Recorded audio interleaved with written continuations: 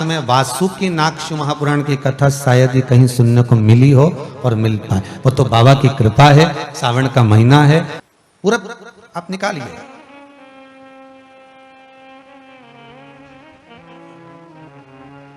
क्यों दिखते हैं स्वप्न में सर्प? क्यों हमारे पूर्वजों को सर्प की गिनती में गिना जाता है?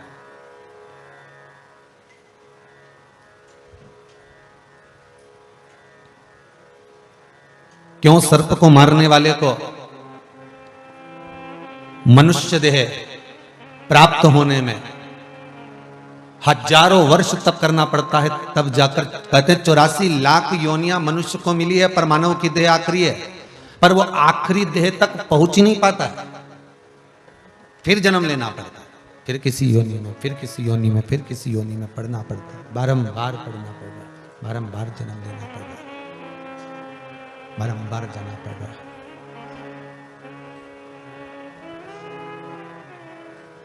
और कितनी जन्म, कितनी मृत्यु, फिर जन्म, फिर मरण, फिर जन्म, फिर मरण।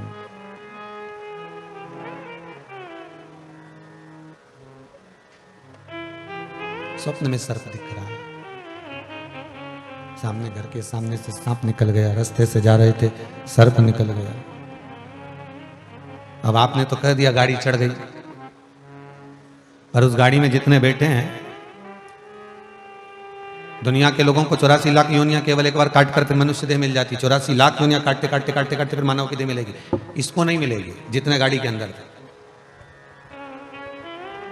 ऐसी 84 लाख ना जाने कितनी बार काटना पड़ेगी, तब जाकर फिर मनुष्य की देह मिलेगी। मानव का शरीर मिलने के बाद भी, मानव का शरीर मिलने के बाद भी शरीर आड़ा टेढ़ा रहेगा, हाथ से, पैर से, नेत्रों से, श्रवण से, कंधे से, कहीं ना कहीं शरीर में कुछ विकलांगता रहेगी।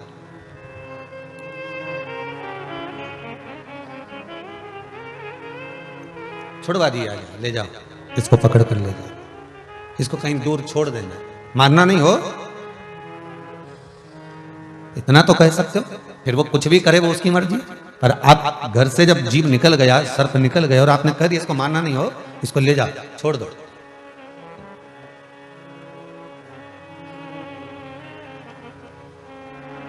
अदालत में जब कोई केस चलता है ना, तो उसमें दोष यही आता है, आपने किसी को अगर उत्साहित कर दिया, हाँ हाँ तू तो ऐसा कर ले, तो जिसने करा उसके साथ इसी को पकड़ा जाएगा जिसने बाबा ही करी, हाँ हाँ कर ले। किसी ने किसी को प्रेशर दे दिया, उसने कुछ कर लिया, तो उसी को पकड़ा जाएगा जिसने प्रेशर दिया। मरने वाला तो मर गया, करने वाला तो कर गया, पर इसको उत्साहित किसने करा था? किसी ने कोई बेकार कर्म करने जा रहा है, उसको रोक भी दिया, तो उसका भी एक सुख है अदालत के अंदर, हाँ ठीक है इसने कुछ ज्ञान की बात कही, इसको ठीक है, इसको छोड़ा गया। पर सामने भवन में, घर में, परिवार में, कहीं खेत खलियान में कहीं दिख भी गया सर, और आपने कह दिया ले जाओ इसको मार दो, नहीं नहीं नहीं, इसको ले जाओ पकड़ कर, मारना नहीं हो, बस इतना तो कह सकते कि इसको मृत्यु ना दीजिए।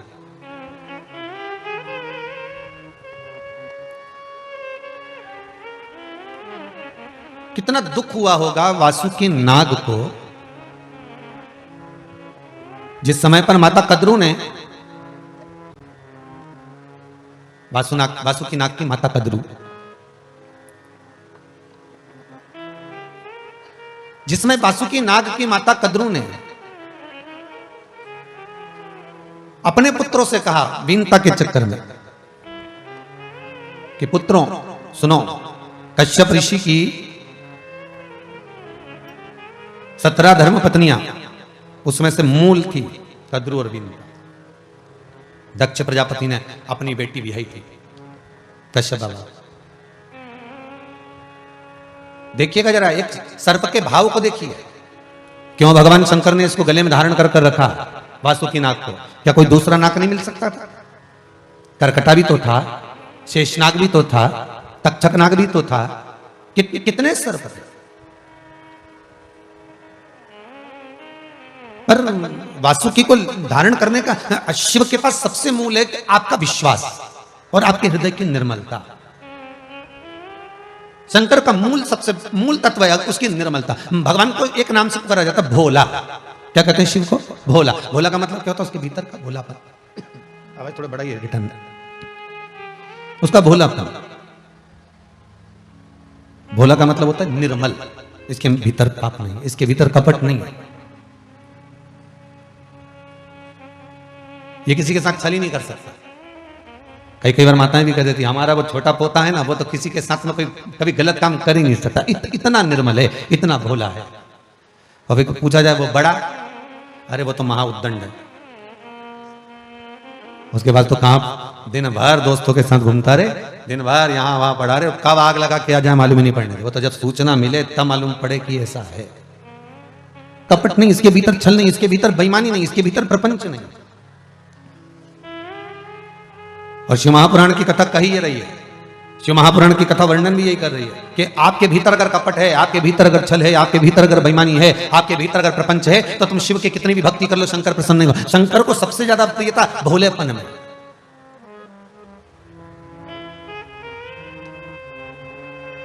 शिव को सबसे ज्यादा प्रियता अगर किसी से है तो आपके निर्मल स्वभाव से। तो रामकथा में भी तो कहा निर्मल मन सो मोहि पावे, मोहि छल छिद्र कपट ना भावा। भगवान को अगर कुछ भा रहा है, भगवान को अगर कुछ प्रिय लग रहा है, भगवान को अगर कुछ श्रेष्ठ लग रहा है, तो आपका भोलापन, आपकी निर्मलता, आपका सहज स्वभाव,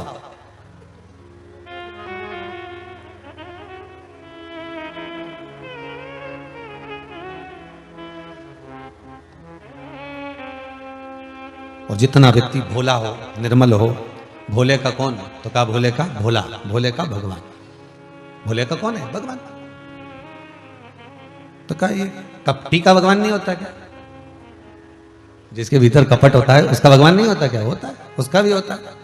और छल करने वाले का उसका भी होता है, झूठ बोलने वाले का उसका भी, प्रपंच करने वाला का भी, बेईमानी करने वाला का भी, सबका होता है। भगवान तो सबका।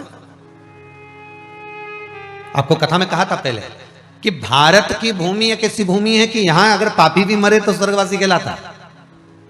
अमेरिका में कहीं का मरेगा तो वो डेड बॉडी कहलाएगा। वहां कोई नहीं लिखेगा फोटो का आगे स्वर्गवासी, बैकुंठवासी, गौलोकवासी। वहां तो कह दिया डेड बॉडी है, इसको ले जाओ, मर गया, ये गया, ऑफ हो गया, जाइए, ऑन और ऑफ, गया, खटका है, दवाई से मालूम पड़ जाए गया कि है। कहीं विदेशों में जाकर अगर कोई मरा तो वहां कोई नहीं कहेगा कि ये स्वर्गवासी है, ये तो मर गया है, ये तो गया, ऑफ हो गया, डेड बॉडी। और हमारे यहाँ भारत की भूमि पर अगर कोई मर जाए तो कहा भले पापी है, भले मदिरा का पान कर रहा, मांसाहार कर रहा, वेश्यावृत्ति कर रहा, जुआ खेल रहा, गलत से गलत काम कर रहा, उसके बाद भी उसके फोटो पे लिखा जाएगा स्वर्गवासी। कितना गंदा काम करके मरा, गलत काम करके मरा, इसके बाद भी लिख दिया स्वर्गवासी। उसका कारण केवल एक है, क्योंकि भारत की भूमि एक ऐसी भूमि है, ये पृथ्वी एक ऐसी है, भारत की धरा एक ऐसी है, ये भारत की भूमि की रज ऐसी है कि यहाँ संत, साधु, सन्यासी, तपस्वी, साधक, उपासक, ब्राह्मण, गुरुजन और परमात्मा और सारे तीर्थ, सारी नदियां, सारे सरोवर, सारे कुंड, सारे तालाब इसी भारत की भूमि पर आकर विराजमान हो गए। क्यों? इस भारत की धरा पर कहीं से भी निकलोगे, हर कंकर में शंकर समाया हुआ है। इस भारत की धरा में कहीं से भी निकलोगे, हर कंकर में गंगा का जल है। इस भारत की भूमि पर कहीं से भी निकलोगे, कहीं नर्मदा, कहीं सरयू, कहीं मंदाकिनी, कहीं गंगा, कहीं ना कहीं उसको छू रही है, उसको स्पर्श कर रही है।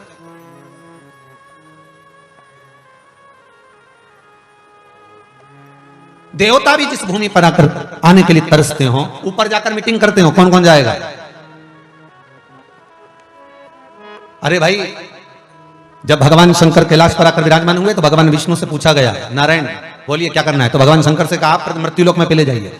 देवलोक हमारे पास, बैकुंठ लोक हमारे पास, ब्रह्मलोक हमारे पास, इंद्रलोक हमारे पास, नागलोक हमारे पास, ये लोक हमारे, तो तुम्हारे पास मृत्युलोक, आप मृत्युलोक में जाओ। तो सारे देवताओं ने विचार करा कि हम भी मृत्युलोक में जाएंगे। तो भगवान ने कहा चलो ठीक है, अगर मैं जा रहा हूं तो सब चलो। तो 33 कोटि देवताओं ने विचार करा कि हम भी जाएंगे। अब सारे देवता इकट्ठे हो गए और जाने के लिए तैयारी करने लगे। जितने खास खास देवता थे सब बस गए मृत्युलोक में। कोई वृक्ष बन गया, कोई लता बन गई, कोई पत्र बन गया, कोई पक्षी बन गया, और बाकी के देवता बच गए। अब इन्होंने विचार करा कि अब अपन क्या करें, अब अपन क्या करें, अपन को भी जाना है। तो भगवान ने कहा एक काम करो कि रज बन जाओ। इस मृत्यु लोक में भारत की भूमि पर जितनी भारत की भूमि है, ये भारत की जो धरा है, ये जो भारत की रज है, इसके कण कण में 33 कोटि देवता समाये हैं। इसलिए उसका जब स्पर्श होता है तो पापी से पापी मरने वाला भी स्वर्गवासी बन जाता है, वैकुंठवासी बन जाता है, गौलोकवासी बन जाता है। ये वो धरा है जहां का कंकर भी शंकर कहलाने लगता है।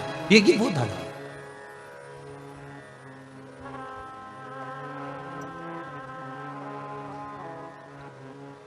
जाना तो है, भजन कर कर, स्मरण कर कर, नाम जप कर, कीर्तन कर कर, नाम स्मरण में डूब कर जाना तो है। पर भगवान को भोले प्रिय, भगवान को जरा भोला भोला भगत भगवान को प्रिय है ही, अति प्रिय। एक कथा कहीं कहीं अपन श्रवण करें हैं कि एक भगत एक चोर चोरी करने गया, उसके पास में कोई वस्तु चढ़ने की नहीं मिली, अंधेरे में शिवलिंग पर चढ़ गया और शंकर के शिवलिंग पर चढ़कर ऊपर जो जलाधारी लगी थी वो चांदी की थी, उसको निकाल रहा था। निकालते ही शंकर प्रसन्न हो गए, प्रकट हो गए, मांग तुझे क्या चाहिए। उसने कहा मैं चोर हूं। भगवान बोले मैं नहीं जानता। तो चोर ने पूछा आप प्रसन्न कैसे हो गए, आप प्रकट कैसे हो गए। शंकर भगवान बोले दुनिया के लोग जल चढ़ाए, धतूरा चढ़ाए, फूल चढ़ाए, तू तो पूरा ही चढ़ गया। अब प्रसन्न नहीं हो तो क्या करूं, तू बता। इतनी प्रसन्नता मुझे कि तू पूरा चढ़ गया, आज तक कोई नहीं चढ़ा ने तू चढ़ा, तो इसका मतलब ये तो नहीं है कि तुम भी चढ़ जा। नहीं तो तुम लोगों ने सोच लिया कि बताओ सियोर वाला महाराज जी बोले कि एक भगत एक चोर चढ़ गया था तो भगवान प्रसन्न हो गए थे, उसको वर दे दिया था कि मांग तुझे क्या चाहिए। तो वो चोर भी विचार में विस्मय में पड़ गया, अब मैं मांगू क्या। तो भगवान से कहा प्रभु ऐसी कृपा कर दो कि मेरा गुजारा चलता रहे, ऐसी कोई चीज दे दो। भगवान भी संसार के लोगों को गुजारा करने के लिए कुछ ना कुछ ज्ञान देकर भेजते हैं, कुछ ना कुछ विद्वत्ता आपको देकर भेजते हैं। संसार का ऐसा कोई मनुष्य पैदा नहीं होता जो बिना विद्वत्ता के पैदा होता, उसको कुछ ना कुछ दिया गया। और जिसके शरीर में भगवान कुछ ना कुछ विकलांगता दे देते उसको दुगनी विद्वत्ता दे देते, उसका भाग्य प्रबल कर देंगे, कहीं अच्छी नौकरी लगवा देंगे, या उसके भीतर ऐसा भक्ति का संचार कर देंगे कि वो भगवत स्मरण में डूबा रहे। कोई काम ऐसा लग जाए, उसका कोई कार्य ऐसा करने लगता है। कहते हैं ना कि इसमें अकल ज्यादा हो गई, इसमें विद्वत्ता ज्यादा। भगवान किसी को भी पैदा करा, दुनिया के लोग भले कह सकते हैं कि भगवान हमारा बड़ा बुरा कर रहा है, भगवान तो हमारी सुन ही नहीं रहा। भगवान ने अगर जन्म दिया है तो भरण पोषण करने की जवाबदारी उसी की है, और उसने जैसा करा है वो अच्छा ही करा।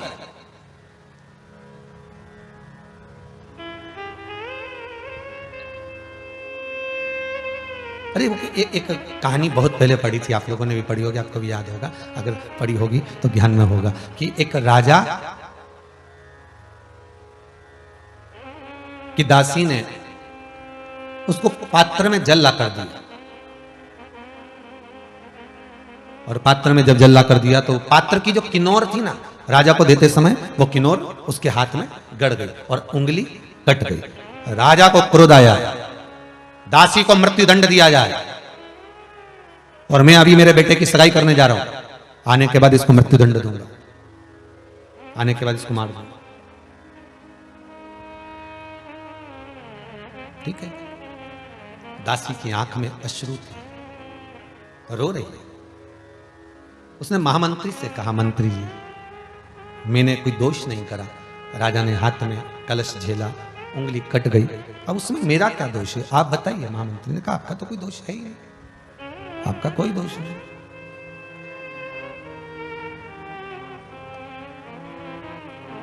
तो दोष राजा का है ना। महामंत्री ने कहा राजा का भी दोष नहीं, दोष तो पात्र का है जिसमें इतनी किन्नौर थी। राजभवन में पात्र होना ही नहीं चाहिए जिसमें इतनी किन्नौर है, जिससे उसकी उंगली कट गई, हाथ कट गया, ऐसे किन्नौर वाला पात्र रखना ही नहीं था। अब महामंत्री ने एक दिन राजा से कहा महाराज जी कोई बात नहीं, उंगली कट भी गई ना तो कोई टेंशन मत लीजिए, कहीं ना कहीं भगवान कुछ अच्छा ही सोचा होगा, भगवान ने कुछ अच्छा सोचा। हमने बहुत पहले कहानी सुनी थी, आज आपके सम्मुख में आई है तो कह दे रहे भगवान ने कुछ अच्छा ही सोचा होगा। राजा घोड़े पर सवार रथ में बैठकर लड़के की सगाई करने चला, संबंध पक्का करने चला।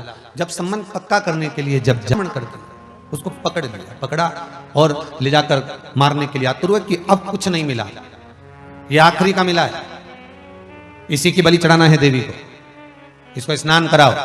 स्नान कराकर इसको देवी के सामने ले जाकर राजा को खड़ा करा। बलि चढ़ने ही वाली थी, बलि चढ़ाने वाले ने कहा पहले शरीर देख लो कहीं से खंडित तो नहीं है, क्योंकि देवी को जो फल चढ़ता है वो खंडित नहीं चढ़ता। इसको खड़ा करा तो इसका शरीर देखा तो उंगली कटी हुई थी। हुजूर सरकार इसकी तो उंगली कटी है, इसकी बलि नहीं चढ़ सकती, छोड़ दो इसको। उसको छोड़ दिया। राजा अपने नगर में पहुंचा तो दासी को तो छोड़ दिया। महामंत्री से कहा तूने कहा था भगवान जो करता है सब अच्छा करता है, अगर उंगली भी कटी है, परमात्मा जो कर रहा है सब अच्छा कर रहा है, अगर उंगली भी कटी है तो उसमें कुछ ना कुछ हमारा अच्छा हुआ होगा, परमात्मा ने कुछ सोचा होगा। भगवान क्यों गलत करेगा?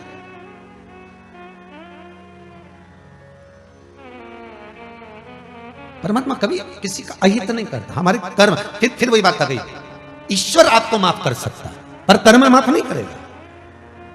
मत बुरे कर्म कर बंदे वरना पछताएगा, भगवान की आंखों से तू बच नहीं पाएगा, तू बच नहीं पाएगा। हमारे कर्म कभी हमको माफ नहीं।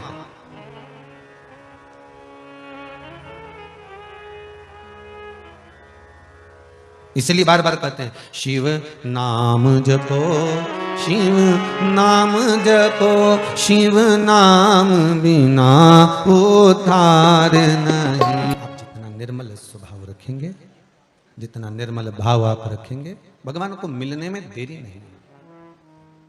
आज वासुकी नाग का जो भाव है वो बड़ा निर्मल है, बड़ा निर्मल स्वभाव है, स्वभाव बड़ा निर्मल है। जब फिर वही बात आ गई, आप जितना निर्मल मन, सहज भोला, जितना निर्मल मन। भगवान वासुकी नाग ने अपनी माता कद्रू के श्राप को सुना,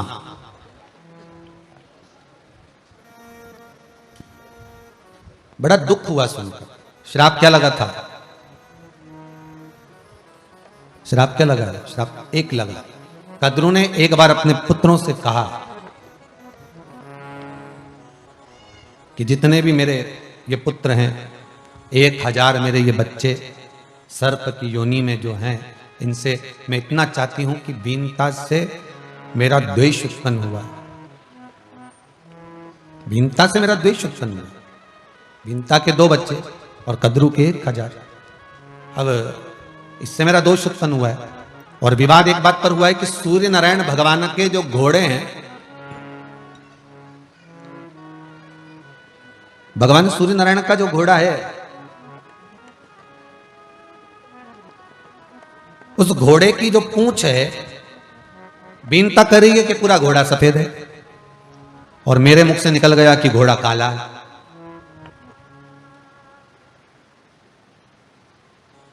अच्छा, कभी कभी ऐसा होता है, मुख से कुछ निकल जाए ना तो उसको लिपापोती करने में वो काला करना ही पड़ता है।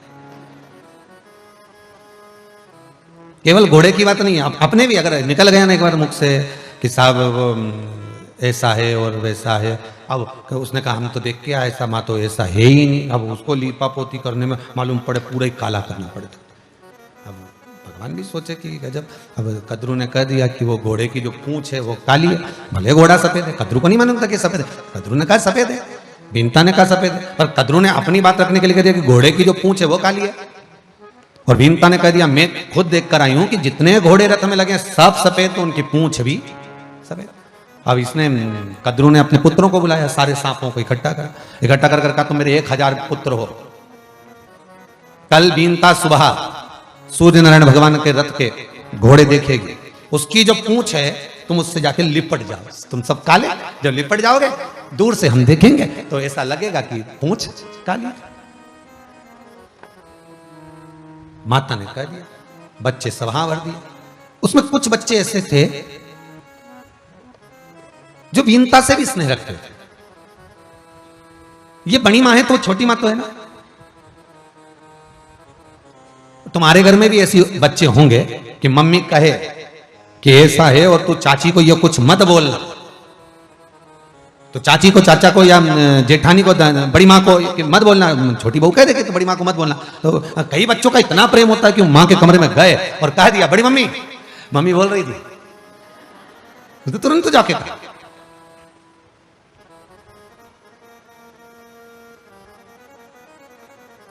अब कितना समझाया आपने, कितना कहा आपने, और उसके बाद भी वो पहुंचा, और उसका प्रेम इतना है। तो कई बच्चों का प्रेम बीनता से था, भले वो मां नहीं हो, पर है तो छोटी मां, बड़ी मां का अंतर तो वही है। और एक ही पिता की बेटियां तो मासी भी लगे। अब प्रेम भी जुड़ा हुआ है, स्नेह भी जुड़ा हुआ, वात्सल्यता भी जुड़ी, करुणा भी जुड़ी हुई है। बोले तो क्या बोले, तो मन में आया कि अब मैं, इतने में पुत्रों ने कह दिया, कुछ पुत्रों ने कहा मां हम आपका साथ इस कार्य में नहीं लेंगे, हम क्यों घोड़े की पूंछ को काली करें जब सफेद है तो। इतने में माता को क्रोध आ गया, और कद्रू ने क्रोध में आकर कह दिया, मैं तुम्हें श्राप देती हूं, तुम माता के विमुख हुए हो। जितने मेरे कहने पर जा रहे हैं वो सब तो बचे रहेंगे, और जो माता के शब्द का संबोधन नहीं सुनकर भी, मानकर भी नहीं जा रहे, उनको मैं श्राप देती हूं कि एक ना एक दिन तुम्हें यज्ञ में भस्म होना पड़ेगा।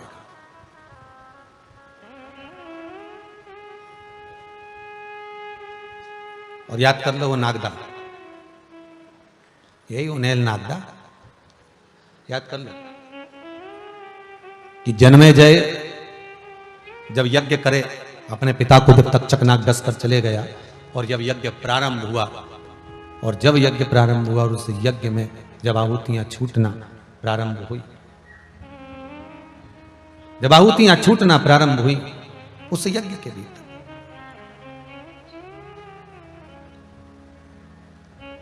जब आहुतियां चलने लगी और आहुतियां जब डाली जा रही थी, काय की आहुति छूट रही थी? सर्प की आहुति। उसमें साकल्य नहीं है, उसमें कोई तिल और जौ नहीं है, उसमें धूप नहीं है, उसमें केवल अगर कुछ है तो सर्प डाले जा रहे थे। सर्पों को पकड़ा जा रहा था, छोड़ा जा रहा था हवन के अंदर। कौन कर रहे थे? राजा बलि। आप कौन कर रहे थे? राजा परीक्षित के पुत्र जन्मेजय सर्पों की आहुतियां, सर्प यज्ञ कर रहे।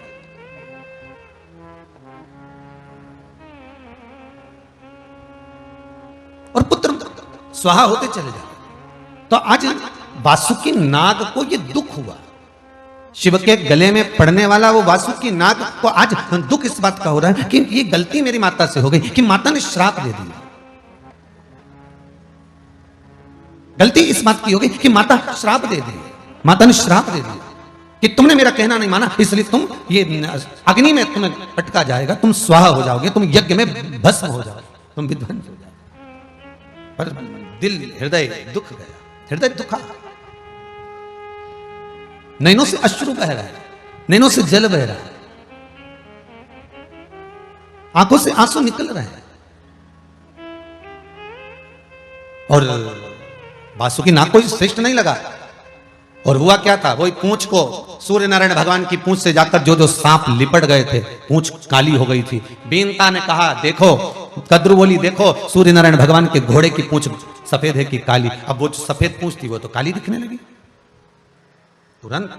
अभी बड़ा दुख हुआ बीनता को कि मैं तो कल देख के आई थी तो घोड़े तो सफेद थे और पूंछ भी सफेद थे, पर ये रात में क्या हो गया? घोड़ा बदल दिया, तो पूंछ काली कैसे हो गई? तो बीनता को तो नहीं मालूम पड़ा। तो कहा अब तुम्हें मेरी दासी बनना पड़ेगी, शर्त ये लगी है कि तुम्हें मेरी दासी बनना पड़ेगी,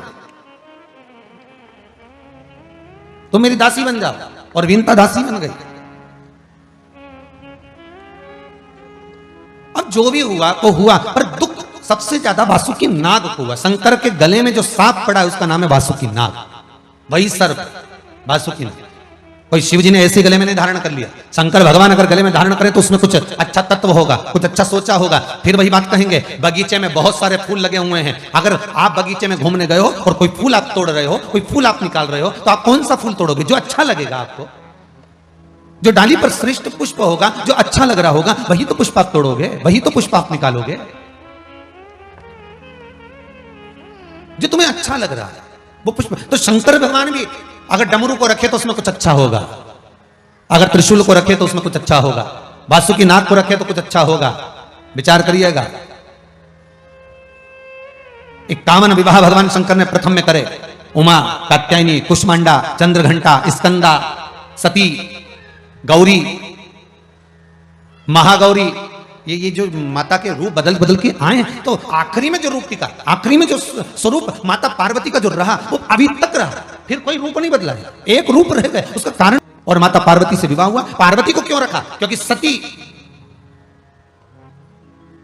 दक्ष प्रजापति की पुत्री थी और पार्वती हिमालय राज की पुत्री है। शंकर जानते हैं कि ये केवल हिमालय राज की बेटी नहीं, शिव जानते हैं कि ये पितरों की पुत्री है, और अगर मेरे करीब में रहेगी, मेरे साथ में रहेगी, तो मेरे ऊपर एक लोटा पानी अगर कोई शंकर जी को चढ़ा रहा है, अगर ये मेरे साथ में एक कलश भरकर अगर शिव को कोई जल समर्पित कर रहा है, तो उसके घर में कभी पितृदोष नहीं हो सकता। उसके घर में कभी पितरों का दोष नहीं हो सकता। अगर एक लोटा पानी आप शंकर को चढ़ा रहे हो और वो भी अपने घर का ले जाकर, अपने परिंदे का ले जाकर, अपने मटके का, अपने हंडे का, जो पात्र तुम्हारे घर में भरा है, ताजा भरा हुआ है, पात्र भरा हुआ रखा है, उसमें से अगर आप एक लोटा ले जाकर भगवान शिव को समर्पित कर रहे हो तो पितृदोष नहीं ले सकते। फिर कोई कितना भी कह दे तुम्हारे घर में पितृदोष है तो अपने मन को भी तो गवारा करे। मैं तो रोज शंकर जी को जल चढ़ाती हूँ, मैं रोज एक लोटा पानी भर कर लेके जाती हूँ, अपने घर से बॉटल भर के लेके जाती हूँ, अगर दूर मंदिर है तो बॉटल में भर लेती हूँ, लोटा खाली ले जाऊँ, उसमें डाल के फिर शिव जी को चढ़ा देती। पर चढ़ाती तो मैं हूं, जल तो समर्पित कर रही हूँ ना। ये विश्वास आपके भीतर जागृत।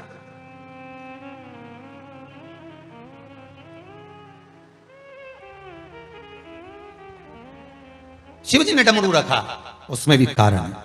शंकर अगर कैलाश पर रहे हैं उसमें भी, अगर मृगशाला पहन रहे हैं उसमें भी कारण है, रुद्राक्ष की माला पहन रहे हैं उसमें भी कारण है, बेलपत्र धारण कर रहे हैं उसमें भी कारण है, धतूरा भी पहन रहे हैं उसमें भी कारण है, 3 नेत्र हैं उसमें भी कारण है, त्रिपुंड धारण कर रहे हैं उसमें भी कारण है। शिव के संपूर्ण श्रृंगार में, शंकर के संपूर्ण श्रृंगार के भीतर कुछ ना कुछ कारण है, कुछ ना कुछ भाव।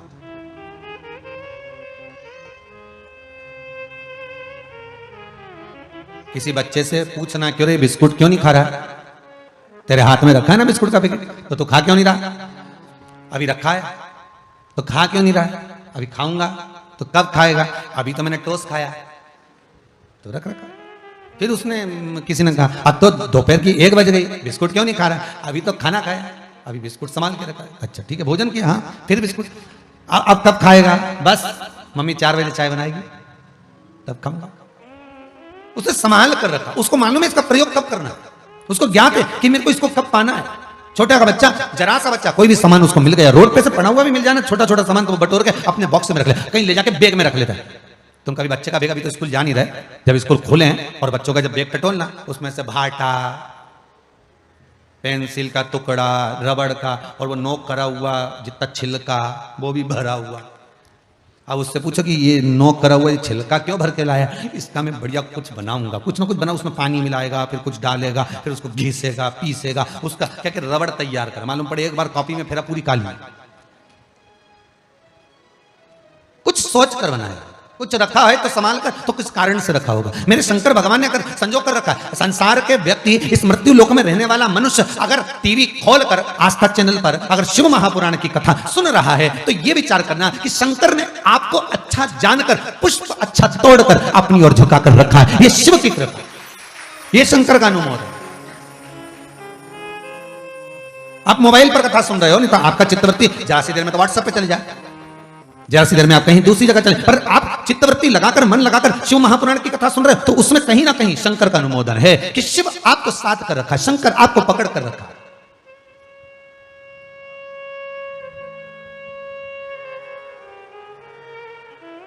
पहले के समय में मनुष्य मरता था, आत्मा भटकती थी। बोलो सही है कि गलत है? मनुष्य मरता था, आत्मा भटकती थी। आज के जमाने में आत्मा मरती है, मनुष्य भटक रहा, उल्टा हो गया।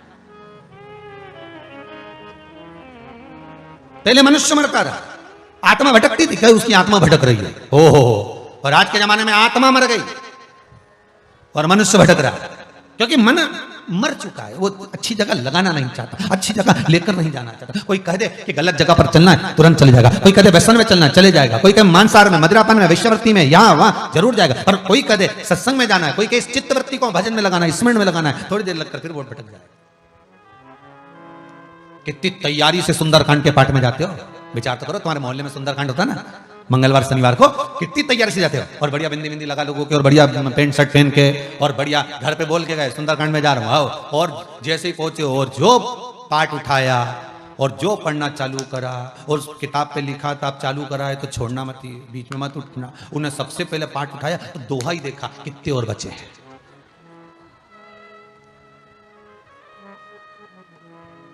उसने पाठ उठाकर सबसे पहले दोहा देखा कि कितने बचे, और जो पहली बार सुंदरकांड का पाठ उठाता ना तो वो दोहा 25 बार देख लेता पलट के, कब होगा तब। अभी तो 22 ही चल रहा है, अभी तो 17 पे ही है। फिर पलटा, फिर बैठा, पलटा, फिर पलटे, फिर पलटे, चित्त लगे नहीं। बड़ी मुश्किल से 12 बजे रात को सुंदरकांड पूर्ण हुआ। अच्युतम केशवम राम नारायणम कृष्ण दामोदरम वासुदेव श्रीधवम माधवम गोपिका वल्लभम। अब उसके मन में चेन लगा कि अब खोपरा शक्कर मिलेगा। मिला, पुड़िया बंधी और जो सुंदरकांड को प्रणाम करा, जब पोथी रखी, खड़ा हुआ, मन में सोचा अब कहीं पे भी होगा, कम से कम 40 दोहे पूरे हो जाएंगे तभी जाऊंगा, अब नहीं जाऊंगा।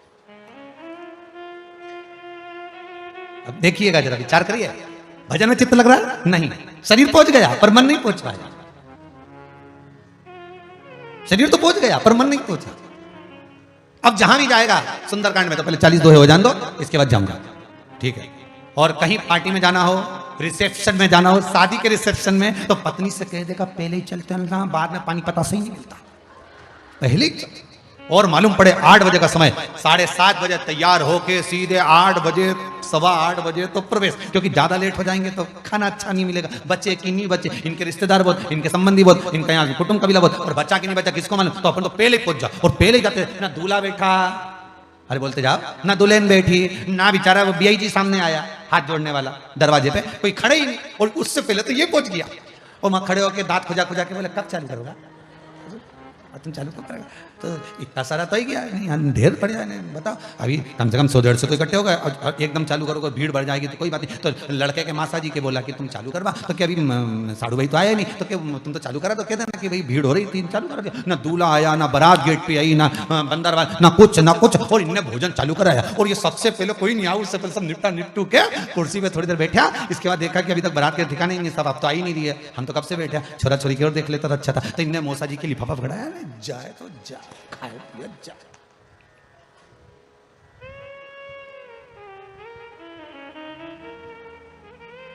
अब इतने में आ गया वही बीआई जी ने, साड़ू भाई, उन्होंने कहा खाना किसने चालू करवाया, तो जो जा रहा था उसने कहा तुम्हारी साड़ू भाई ने करवाया, मौसा जी ने, नहीं तो हम तो दूल्हा दुल्हन देख के जाता, हम तो आए थे। अब इनको क्या मालूम कि खावा के चक्कर में आया, इनके क्या मालूम, ये तो खाने के चक्कर में। बस बस जीवन यही है, जहां भजन है वहां देरी। बहुत चतुर चतुर लोग हैं, चिंता ना करिएगा। जब आशीष जी यहाँ बोलना चालू करते हैं ना, तो सबको मालूम है इतनी देर तक बोलेंगे, घड़ी देख भी रही है, बस इतनी देर, बस इतनी देर। और आज तो पहला दिन है, पोथी भी आएगी, इन्हें रघुवंशी जी लेके आए ना, इतनी देर। अब फिर आराम से टीवी चालू करी ना, फिर बैठ, फिर चिप चला, फिर मन लगा। बहुत कठिन है साहब मन को ले जाना। पहले मनुष्य मरता था, आत्मा भटकती थी, अब आत्मा मरती है, मनुष्य भटकता, दिन भर भटकता रहता। क्यों? भीतर से आत्मा मर चुकी है, विश्वास समाप्त हो चुका है, करुणा समाप्त हो चुकी है, दया समाप्त हो चुकी है, भजन समाप्त हो चुका है, विश्वास समाप्त हो चुका है, तो मनुष्य तो भटकेगा। अगर विश्वास है, भरोसा है, तो फिर मनुष्य कभी नहीं भटक सकता। भरोसो दृढ़ इन चरणन कैरो, भरोसो दृढ़ इन चरणन कैरो। अगर विश्वास है तो फिर भटक नहीं सकते, फिर नहीं।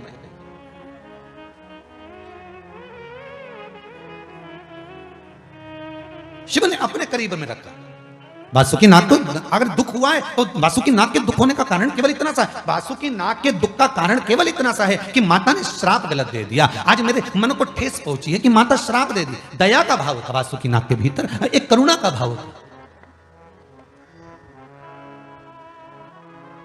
जितनी करुणा वात्सल्यता एक माता को अपने पुत्रों के प्रति होती है कि मार भी देती है तो मां रोती भी बहुत है, मैंने क्यों मार दिया इसको, आड़ा टेढ़ा क्यों कह दिया, क्यों ऐसा बोल दिया, क्यों कहा मैंने, किस लिए कहा। पर जितनी करुणा एक माता को अपने पुत्र से है, बच्चों से, उतनी करुणा एक बच्चों को भी अपने माता पिता से होना चाहिए।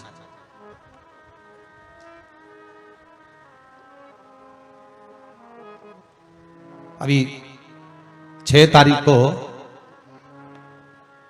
कल 6 अगस्त को, कितनी किस्मत वाले हो पहले तो ये विचार करो, तुम्हारा भाग्य कहां से लिखा के लाए हो, ये भी तो सोचो कि कितनी शंकर ने करुणा कर दी ने। आज प्रदोष,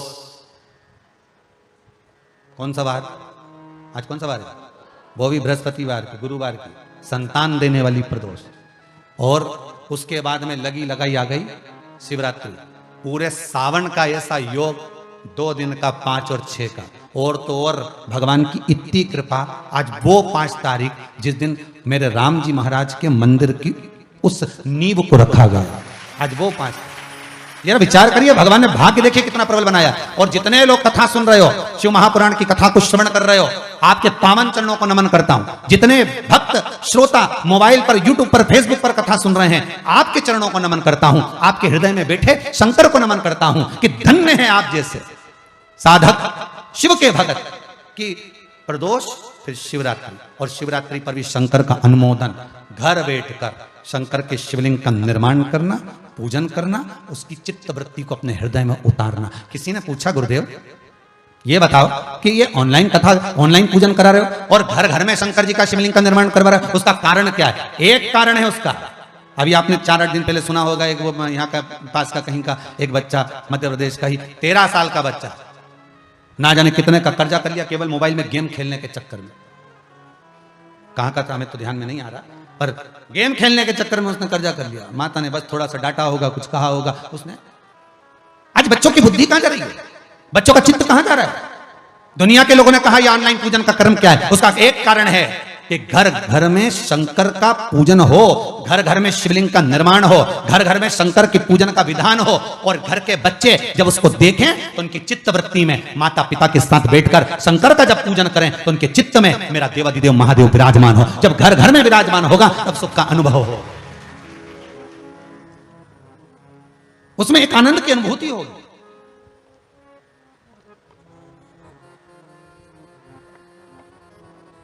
अभी कल कोई आए थे, कहां से थे वो, बड़वानी से, तो कह रहे थे गुरुदेव हमने विचार करा है कि हमारा पूरा गांव का लोग, किसी के बनाना आए नहीं आए, तो हमारा गांव का लोग 25-30 लोग एक साथ मंदिर में बैठी जाए और शिवलिंग का निर्माण करके और हम पूजन कर लें और हमारा गांव का पंडित जी के बिठा लें। इनका इससे बढ़कर क्या सौभाग्य होगा? क्यों ना बिठाओ। जिस जगह पर ब्राह्मण के शब्द हो, जिस जगह पर ब्राह्मण के चरण पड़े, क्यों ना कर सकते हो? अगर ब्राह्मण से आपका पहचान है, ब्राह्मण आपके घर में आता हो, परिचित हो, लाओ कराओ, क्या दिक्कत है? यहां से ऑनलाइन पूजन चलेगी, ब्राह्मण को आप साथ में बिठाकर क्यों ना करा सकते? यहां से जैसा जैसा बोला जाए, ब्राह्मण वहां बैठकर मंत्र बोल सकता है, क्यों नहीं कर सकते? करो। शिव को जिस तरह से रिझा सकते हो, नहीं भी ब्राह्मण मिलता मन से। कोई कहता है हमारे पास में हमको फूल नहीं मिले तो गुलाब का एक केस, फिर हमारा क्या होगा? हमने कहा कुछ नहीं, फूल नहीं है तो अक्षत तो है, लाल फूल नहीं मिलेंगे गुलाब के, सफेद के कोई तो फूल मिलेंगे, बस चंपा के छोड़ देना और केतकी का छोड़ देना, बाकी का सब फूल जो मिल जाए शंकर को चढ़ा देना। कोई के हमको कमलगट्टे नहीं मिले तो किराने की दुकान पे काला कमलगट्टा मिलता है जो हवन में डलता है, नहीं मिले तो चढ़ा। तिल्ली भी मिलती, काली तिल्ली, ना मिले जो मिल जाए चढ़ा देना, ना मिले उसकी जगह पर अक्षत चढ़ा देना। कई लोग ऐसे हैं जिनके पास में धन नहीं है, पैसा नहीं है, नहीं ला सकते किराने की दुकान पे से, उनसे भी निवेदन है, बिल्कुल टेंशन मत लेना। भोला का भगत भगवान है, भोला बस भोले मन से तुम बस मिट्टी लाकर अभिषेक जरूर कर लेना। अब कोई बोले गुरुजी हमारे पास में सफेद मिट्टी नहीं, तो कोई क्या हमारे यहाँ पीली मिट्टी नहीं, कोई क्या हमारे यहाँ लाल मिट्टी नहीं, तो कोई क्या हमारे यहाँ काली मिट्टी नहीं, तो जो मिट्टी मिल जाए उसको लिया और उसमें बालू रेत मिला। क्या मिलाना है? बालू रेत। क्यों? बालू रेत का प्रमाण कहां लिखा है? तो उठाइए सुंदर नर्मदा पुराण। नर्मदा पुराण में मां नर्मदा जी तब साधना करने के बाद जब ब्रह्मदेव के पास में पहुंची और ब्रह्मा जी के पास में जाकर मां नर्मदा ने विनती करी, नर्मदा जी बोली ब्रह्मदेव के पास जाकर, सुनो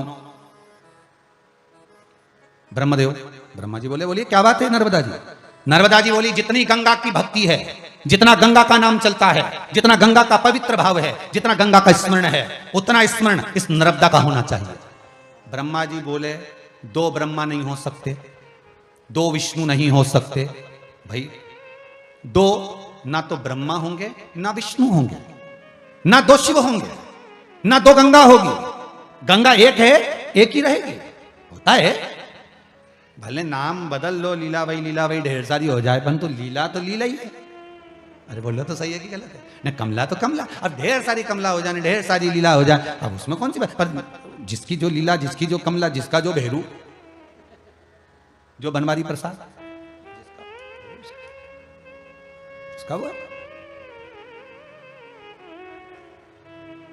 दिल से जो रिझाया, दिल से, मन से, चित्तवृत्ति से, आनंद से। भगवान क्यों ना देगा फिर से? अगर दिल से रिझाया है तो भगवान क्यों ना देगा? क्यों नहीं? देखिए, उसको मन से रिझाओगे तो दुनिया की सब वस्तु प्रदान कर देगा दिल से।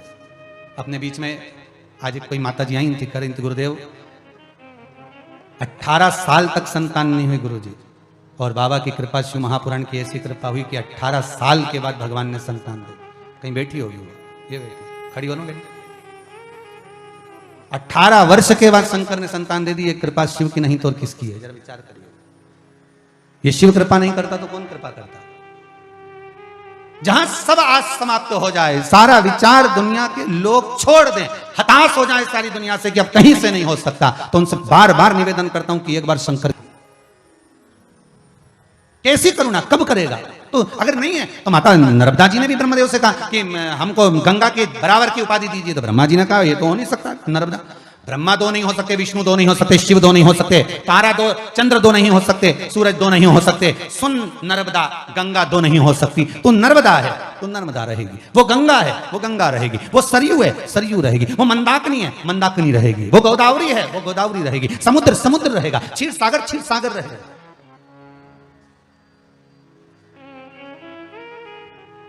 उसको कोई नहीं मिटा सकता। नर्मदा जी को क्रोध आ गया, ठीक है अब तो मैं वर लेकर मानूंगा, और नर्मदा जी सीधे काशी चली गई। सीधे काशी नर्मदा जी पहुंच गई। और महाराज, काशी में पिलपिला तीर्थ है, आप लोग कभी जाएं, काशी के पंडाओं से पूछेंगे पिलपिला तीर्थ कहां है तो बताएंगे। काशी में पिलपिला तीर्थ पर नर्मदा जी पहुंच गई, और गंगा की बालू रेत को नर्मदा जी ने उठा लिया और उठाकर मट्टी में मिलाकर शिवलिंग का निर्माण कर नर्मदा जी ने अनुष्ठान करना प्रारंभ करा। कई लोग पूछते हैं महाराज जी ये पार्थिव शिवलिंग का निर्माण करना कहां से प्रारंभ हुआ? क्यों भैया, ये मां नर्मदा खुद कर रही है। राम जी महाराज ने कौन सा शिवलिंग लेकर आए थे? उन्होंने भी तो पार्थिव बनाया था। भगवान कृष्ण के यहां जब बच्चे नहीं हुए तब स्वयं गर्गाचार्य बाबा से पूछकर शिवलिंग का निर्माण किया।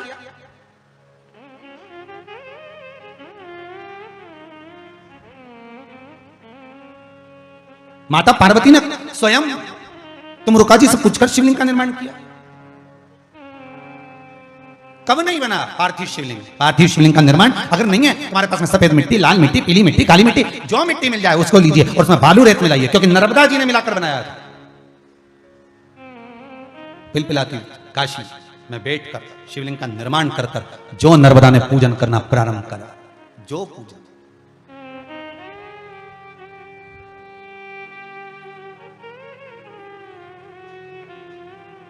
और नर्मदा जी ने जब आराधना करना प्रारंभ करा, ऐसी तप साधना नर्मदा जी ने करी, ऐसी ही तप साधना करी कि गंगा स्वयं, काशी की गंगा नर्मदा जी के लिए पंखा झेल रही है।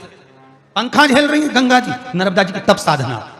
शिव महापुराण की कथा कहती है जब कोई व्रत करे, एकादशी, सोमवार, मंगलवार, बुधवार, गुरुवार, शुक्रवार, शनिवार, प्रदोष, शिवरात्रि आदि कोई व्रत करे, कोई किसी भी तरह का व्रत करे, कोई तीज, बड़ी तीज, छोटी तीज, चतुर्थी, पंचमी, कोई व्रत करे, तो यहाँ कितना सुंदर संवाद कहा कि नर्मदा जी तप कर रही हैं तो गंगा जी पंखा झेल रही है। शास्त्र कहता है कोई व्रत कर रहा है, तप साधना कर रहा है, भजन में डूबा हुआ है, भगवान की सेवा में डूबा हुआ है, भगवान की चाकरी में डूबा हुआ है, शिव महापुराण कथा सुनने में डूबा हुआ है, तो निवेदन है उसको अर्चन देने की जगह बन सके तो प्रयास करना। पूछ लेना, मम्मी आप ठाकुर जी की सेवा कर रही हो? मम्मी आप ठाकुर जी से लाड़ लड़ा रही हो? मम्मी आप अभिषेक कर रही हो? मैं क्या सामान लाकर दे दूं आपको? बताओ, कुछ लाना है क्या? उपत कर पूछो कि कुछ लाकर दे दूं मैं आपको। अरे कितनी प्रसन्नता की बात है कि घर घर में महादेव विराजमान होंगे, घर घर में। पूरे इंदौर में, मारोठा में सामान मिलना बंद हो गया, इतना सामान लोग लेके गए। इटारसी में फूल वालों ने शिरडी से गुलाब के फूलों के ऑर्डर दिए, बोतला भरा भरा, इतना ऑर्डर है। पूरे सीहोर में कहीं गुलाब का फूल नहीं, फूल वालों ने बेलपत्री तक देना बंद कर दी, कल ही देंगे। जरा विचार करिए। और केवल ये एक प्रदेश या एक जगह की बात नहीं, संपूर्ण विश्व। और आपसे निवेदन है, फिर निवेदन करूंगा, मौका देखकर चौका मारिए। सावन का महीना, शिवरात्रि का दिन, 6:28 पर शिवरात्रि लगेगी। शाम को 7 बजे एक साथ अपने पति, बच्चे, तीसरी लहर का भी प्रकोप थोड़ा थोड़ा सा दिखा रहे हैं, टीवी में बता रहे हैं कि तीसरी लहर आने की चल रही है। निवेदन है शंकर का ऐसा भजन करना कि बड़ी मुश्किल से अब व्यापार चालू हुआ है, बड़ी मुश्किल से फिर लोग सेटल हुए हैं। हे देवादिदेव महादेव, ये तीसरी लहर को तीसरी आंख में बदल दीजिए, ऐसी कृपा। तो एक एक घर का सब सदस्य, पति को भी कह दो, पहले लॉकडाउन था ना, दुकान बंद थी ना, जल्दी बंद करवाती थी ना गवर्नमेंट, 6 बजे बंद करवाती थी ना, तो एक दिन जरा टाइम पर आओ। एक दिन की बोल रही हूं, रोज की नहीं। रोज के तुम भले 9:30 पे 10 आओ, हमें कोई दिक्कत नहीं, पर एक दिन 6 बजे बंद करो और आओ 7 बजे अनुष्ठान में बैठो, अभिषेक में बैठो और भगवान शंकर को जल दूध चढ़ाकर समर्पित कर कर काली मिर्ची एक समर्पित करो। क्योंकि मैं चाहती हूं कि मेरा सौभाग्य अमर हो, बहन चाहती है मेरा भाई अमर हो, भाई चाहता है कि मेरी बहन का सौभाग्य अमर हो, घर का एक एक सदस्य सुखी रहे, फिर दुख ना हो, तकलीफ ना हो, कष्ट ना हो। कह तो सकते हो 1 घंटे में कौन से ज्यादा व्यापार चल जाएगा, 1 घंटे में कौन सी दुकान ज्यादा चल जाएगी, 1 घंटे में कितने ग्राहक आ जाएंगे, कितना चल जाएगा। और 1 घंटा 7 बजे से 8 बजे तक दुकान मंगल करके आइए, अभिषेक में बैठिए, पूजन करिए। 6 बजे ही मंगल करो, कोई जरूर नहीं, समझना हो गया होगा, बंद करा। स्मरण करिए, शिवलिंग का निर्माण करिए, पूजन करिए और शंकर भगवान का अनुमोदन करिए। उस शिव को अपने हृदय तत्व में बिठाने का प्रयास करिए। विश्वास है मुझे, शिवरात्रि का दिन है, मेरा बाबा श्रावण की शिवरात्रि है, खाली तो नहीं छोड़ेगा। जिसके घर में महादेव बना उसका भंडार भी बाबा भर ही देगा, ये विश्वास करो। भोलेनाथ से निराला यहां को ही नहीं, बनाओ शिवलिंग, करो पूजा विद्वत्ता के भाव से। नर्मदा मैया शिवलिंग का निर्माण करती हैं, शिवलिंग का निर्माण कर कर उसका पूजन करती हैं। और नर्मदा जी जब शिवलिंग का निर्माण कर कर पूजन करती तो गंगा मैया उनका पंखा झेलती।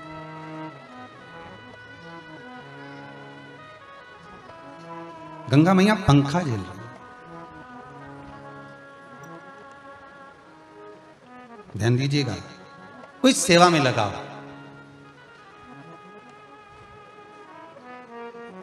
और सेवा अगर मिली है तो दिल से करिए,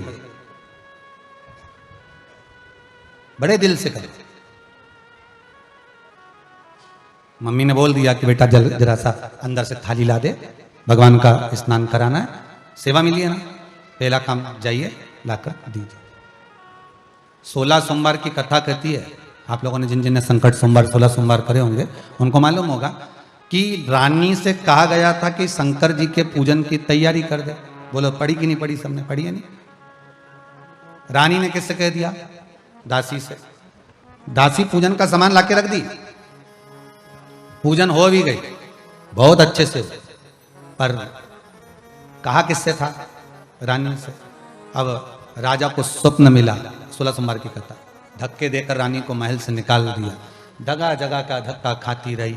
होता है, कई लोग कहते हैं गुरुजी हम बड़े दुखी हैं, बड़ा कष्ट में हैं, बड़ी टेंशन है, बड़ी चिंता है, बड़ा ऐसा हो गया, बड़ी तकलीफ हो गई, बड़ा भारी तकलीफ आ गई, कई लोग कहते हैं। तो उसका कारण क्या है, हम पूजन भी कर रहे हैं, हम आराधना भी कर रहे हैं, हम सेवा भी कर रहे हैं, हम ये व्रत भी कर रहे हैं, हम भूख चाकरी भी कर रहे हैं, पर दुख है, कहीं ना कहीं कोई ना कोई दोष जरूर है। और दोष ना पितृ का, ना काल सर्प दोष का, ना पत्रिका का, दोष अपने कर्म का। हो सकता है कि हम किसी ने कहा हो सेवा के लिए जाओ जरा शंकर जी के लिए मिट्टी ले आना हो तो जरा धतूरा तोड़ ला, लाए, मन में विचार करा, नहीं लाए, नहीं लाना, जाओ तुम ही लिया। होता है, दोष है। सेवा मिली है तो दिल से करो, आराधना मिली है तो दिल से करो। 16 सोमवार की कथा कहती है, संकट सोमवार की कथा कहती है, रानी ने दासी से कहा, दासी ने लाकर पूजन का सामान रख दिया, दासी क्यों ना लाएगी, दासी हो, कहोगे तो दुनिया का काम होगा। पहले भी कहा, आज फिर कहते हैं, 3 काम घर की बहू, घर की नारी को करना चाहिए। पहला, रोटी कोई बनाए, सब्जी आपको बनाना चाहिए, दाल भाजी आपको बनाना चाहिए। दूसरा, दूध की थैली आए, बोतल आए, या दूध का पैकेट आए, या बाजार का दूध देने वाला आए, सबसे पहले उसको हाथ में नारी को झेलना चाहिए। दूध हाथ झेले तो पूत पालना झेले, महाराज शास्त्र की रीति। दूध का पात्र अगर गैस पे चढ़ा रहे हो, आपने पात्र में अगर दूध नहीं लिया, अपने हाथ में दूध नहीं लिया, बॉटल दूध की नहीं ली, जो थैली में दूध आया है वो थैली दूध की हाथ में नहीं ली, तो एक काम तो कर सकते हो, दूध को आप तप में रखो, भले बाद में नौकरानी देख ले, भले बाद में दासी देख ले, पर गैस पर, रसोई घर पर, अन्नपूर्णा पर वो दूध चढ़ना चाहिए। हिंदू धर्म की रीति है, आज भी जब घर का नया घर का वास्तु पूजन होता है तो उस घर में गैस जलाकर, चूल्हा जलाकर सबसे पहले दूध उफाना जाता है, उस दूध को तपाया जाता है, जिससे वो दूध उफनता है, गिरता है, और उसका शुभ सूचक देखा जाता है कि किस दिशा में गिरा।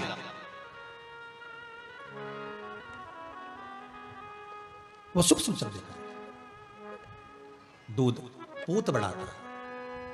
तीसरा, जब पानी का मटका, हंडा, भले तुम्हारे घर में नल से पानी आ रहा हो, आरओ का पानी आ रहा हो, तुमने आरओ लगा रखा हो, और उसके नीचे एक छोटा सा हंडा, मटका रखना जरूर चाहिए। क्यों? उसमें पितरों का स्थान होता है, तो घर में, रसोई घर में कभी परिवार में किचकिच नहीं होती, क्लेश नहीं होता। अगर हंडा भरा हुआ है, हंडा खाली होते होते जब सुबह के समय पर पानी थोड़ा रह जाता है, उस घर में जहां हंडा आधे से ज्यादा खाली हो जाता है, शास्त्र कहता है, भविष्य पुराण कहती है, जहां पानी का हंडा आधे से ज्यादा खाली हो गया, समझ लेना दूसरे दिन रसोई घर में क्लेश जरूर होगा, यह पक्का। इसलिए हंडे की सीमितता देखी जाती है, मटके को, हंडे को, कलश को आधे से ज्यादा भरकर रखा होना चाहिए, भले आधे तक भरा रहे पर आधे से नीचे नहीं जाए। उस घर में हम माताएं पूछती हैं, पंडित जी हमारे घर में बहुत क्लेश है, हमारी बहू सुनती नहीं, बहू के हमारी सास नहीं सुनती। क्लेश हो कहां से रहा? जब तुम लड़की पसंद करके आई, उसका पांव देख के आई, 25 बार फोटो देखा, अपनी रकम तोड़वा तोड़वा के बहू को सोने की रकम चढ़वा दी, खुद ने अच्छी साड़ी नहीं पहनी, 10-10 हजार का सूट चढ़ा दिया, चुन्नी बेस, डब्बा दिया तैयार होने का, चप्पल दी नाप की, चूड़ी का नाप मंगवाया, इतना प्रेम, और घर पे आके जगदम्बा हो गई। कारण क्या है? इतना क्लेश कहां से आ गया? जब तुमने पसंद करी, तुमने देखी, लड़की वालों ने यहां देखा, लड़के वालों ने वहां देखा, जब एक दूसरे को देख के सब बात हुई है, संबंध हुआ, रात रात भर बात चली, फिर क्या हो गया? यहाँ तो रोज फोन लगाती थी, मम्मी ये वाली साड़ी तैयार कर लो, हाँ बेटा कर ले, ऐसी ऐसी बात सास और बहू में चले, चूड़ी का नाम भेज दीजिए, चोली का नाम भेज देना, और मैंने डब्बा तैयार कर लिया, मैंने वीडियो कॉल में दिखाया, देख ले यही है, चप्पल भी लिए, ये भी लिया, चोटी भी ली, गजरा भी लिया, दुनिया का सामान लिया, शादी करी, ने 2-3 लाख रुपए तो गार्डन में खर्च कर दिए, ने लोगों के खूब चटाया, 2-3 लाख रुपए खाने में खर्च कर दिए, गिफ्ट भी दिया मेहमानों को। जब इतना खर्च करा, इतनी जोरदार बातचीत थी, फिर आखिर 1-2 साल में ऐसा क्या हो जाए कि ये जगदम्बा ने ये कात्यायनी हो जाए? कारण क्या है? वो कारण तो ढूंढो। अरे बोलो तो सही है कि नहीं है? कारण तो ढूंढो कि कारण क्या है ऐसा, कि क्या कारण हो गया? अब दोष देने की माँ ने सिखा दिया होगा, और वो दोष दे, तुम तो अपनी माँ के ही हो, हमारी तो सुनो ही नहीं, अब वो इधर दोष, वो उधर दोष दे। ये दोष देने से कुछ नहीं हो, अपने कर्मों का दोष देखो। ने जरूर झांक कर देखना कि सवेरे सवेरे कहीं हंडा खाली तो नहीं मिल रहा है, पूरा नीचे तक तो नहीं चले गया, आधे से नीचे तो नहीं हो गया, मतलब घर में दूसरे दिन क्लेश तो होना ही है, भले कटोरी के चक्कर में, पानी के चक्कर में, रसोई घर के चक्कर में, रोटी के चक्कर में, चाहे दिन भर में कभी भी होगा, पर 24 घंटे में क्लेश होगा, वो पक्का है। थोड़ा भरा क्यों भरकर रखा जाता है? मटका क्यों भरकर रखते हैं? हंडा क्यों कहा जाता है कि जिस समय वास्तु पूजन होता है, पितरों के लिए पूजन करी जाती है, तो हंडा भरा जाता है, नया कोरा मटका, नया हंडा वास्तु पूजन में भरा जाता है। क्यों?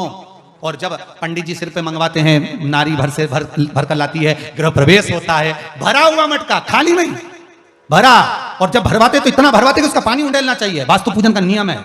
जिस समय मटके को भरकर लेके आते हैं घर के अंदर, कलश भरकर लेके आते हैं, वास्तु प्रवेश करते हैं, गृह प्रवेश करते हैं, तो मटका इतना भरा जाता है, उसका पानी बाहर ढुलना चाहिए, और जब लेकर आए तो झलकता हुआ पानी होना चाहिए। नारियल रखे, आम का पत्ता रखे, तो पानी गिरता रहे। पर माताएं तो अपने फैशन में नहीं, डेंटिंग पेंटिंग कराए, तो पानी गिरा तो वही नाराज हो जाए, बेचारा पंडित जी की हालत खराब कर कि तुमने इतना पानी क्यों भरा, कम नहीं भर सकता था हमारा पूरा।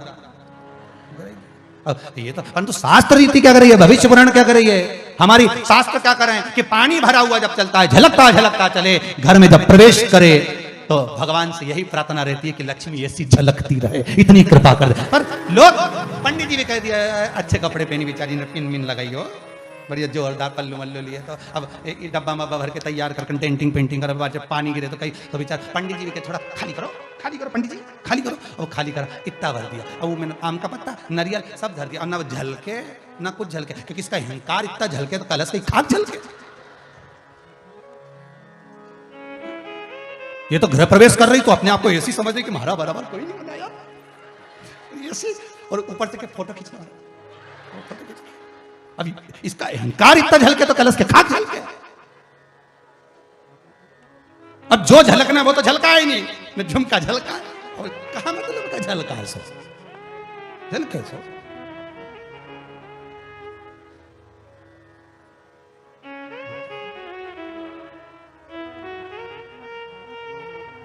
अब पंडित जी से कह रहे हमने तो वास्तु पूजन भी अच्छा कराया था, नहीं में नाग नागिन का जोड़ा भी धराया था, जब बना, जब सब कुछ करा, मकान भी अच्छा है। और कोई कह रहा है कि मकान का भी बुरा नहीं हुआ।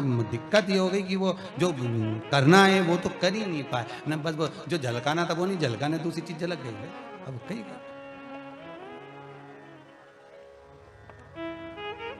अब विचार करें अब क्या करें, अब क्या करें। शिव महापुराण की कथा करें, इसलिए तो शंकर की कथा, शिव महापुराण की कथा ये बार बार बदल बदल के क्यों, नहीं तो एक जैसी पुराण बाजते हैं। हम भी बाजने में कहा जाए, बाजो बदल बदल के कुछ मिल जाए, आप कुछ से आपकी जिंदगी संवर जाए, कुछ ऐसा मिल जाए कि आपका घर लक्ष्मी से खाली ना हो, समृद्धि से खाली ना हो, सुख से खाली ना हो, कभी वंश से खाली ना हो, बढ़ता चले, कुछ मिले, कुछ प्राप्त हो।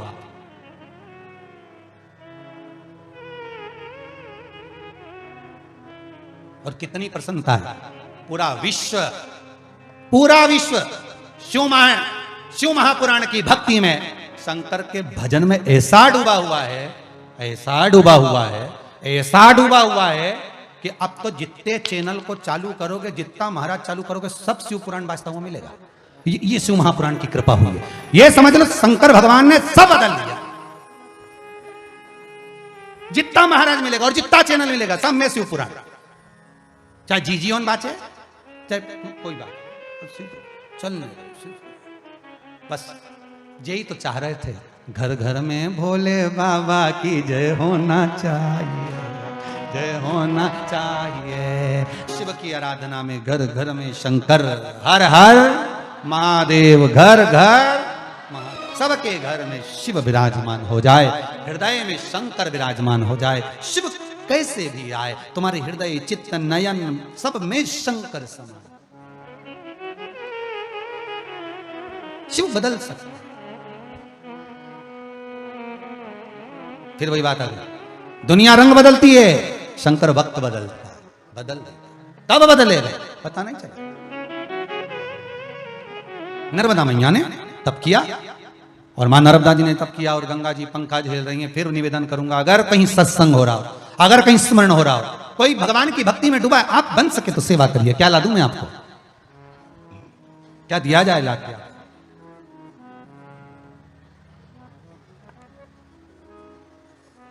मां ने आवाज लगाई, बेटा पूजन की थाली लिया, जय थोड़ा बेलपत्र आओ, अभी लाया, अभी गया, अभी लाया।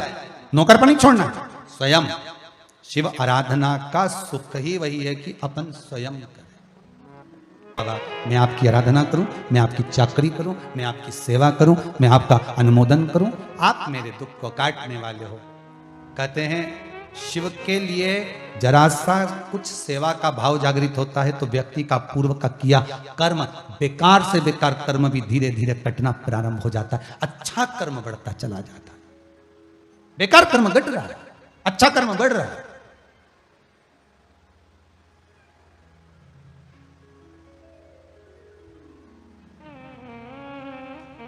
भजन भोले बाबा का करते रहोगे तो संसार सागर से तरते।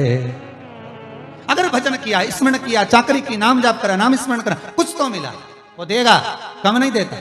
आज कोई मिला था भैया, एक मिले थे, कहीं आए थे, जजमान की कोई परिचित थे, वो कह रहे थे गुरुदेव 60 लाख का कर्जा था, 1 रुपया भी नहीं दिया। बाबा ने ऐसी चाकरी सेवा करवाई, सब चूक गए। वो देने वाला जब देता है छप्पर फाड़ कर देता है। बस निवेदन है उसका प्रयोग, उसका उपयोग सावधान। बैठा होगा कहीं, बैठा, ये बैठा, खड़े हो जाए,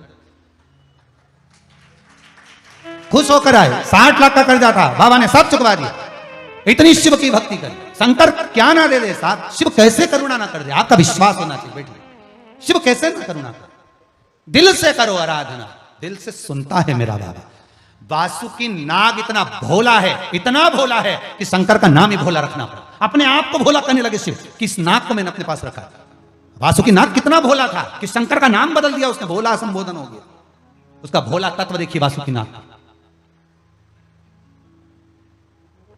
ये जितने यहां नर्मदा जी आराधना करी, गंगा मैया पर पंखा झेल रही है, पंखा, और पंखा लेकर नहीं आई, अपना पल्लू का पंखा झेल रही है, पल्लू का।